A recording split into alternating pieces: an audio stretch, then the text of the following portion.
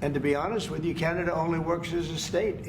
We don't need anything they have. The question of NATO's role in this it's tricky in a way. And I also have a message tonight for the incredible people of Greenland. We strongly support your right to determine your own future. And if you choose, we welcome you into the United States of America. One way or the other, we're going to get it.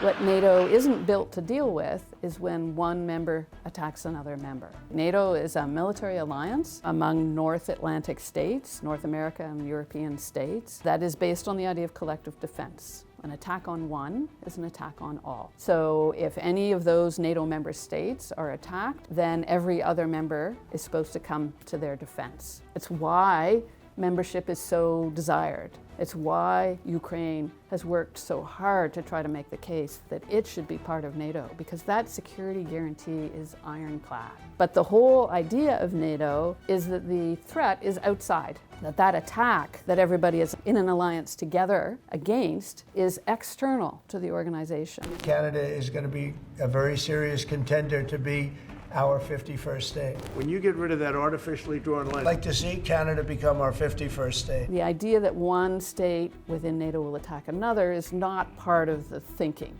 It's what has made NATO so successful is that underlying assumption that you didn't have to worry about the other members. We had a really odd for NATO situation where the head of NATO met with President Trump in the Oval Office. What is your vision for the potential annexation of Greenland and getting them potentially Well, I think it'll happen, and I'm just thinking, I didn't give it much thought before, but I'm sitting with a man that could be very instrumental. You know, Mark, we need that for international security, not just security, international. So when it comes to Greenland, yes or not joining the US, I would leave that outside for me, this discussion, because I don't want to drag NATO in that. President Trump kind of said in passing, for security reasons, Greenland really should be ours, and it will be ours, and he turned to the head of NATO and said, and you know, we might need NATO's help on that. And it's kind of a mind-blowing moment, because it's like, how does that even work, and why would he even say that? It shows you what a different world we're in now.